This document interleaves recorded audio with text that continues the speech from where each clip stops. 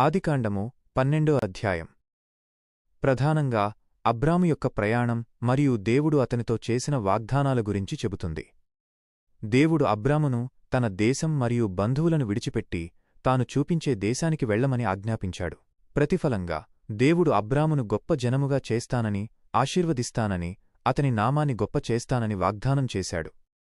అబ్రాము దేవుని మాటను విశ్వసించి తన భార్య మరియు లోతుతో కలిసి కనాను దేశానికి బయల్దేరాడు.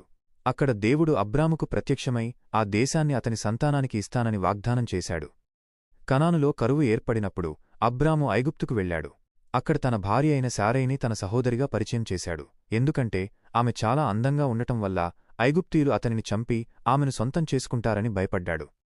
ఫరో శారైని తన భార్యగా తీసుకున్నాడు. కాని దేవుడు ఫరోను మరియు అతని ఇంటివారిని మహావేదనలతో బాధించాడు. ఫరో జరిగినది తెలుసుకుని అబ్రామును, అతని భార్యను, అతని కలిగి ఉన్న సమస్తమును పంపివేశాడు.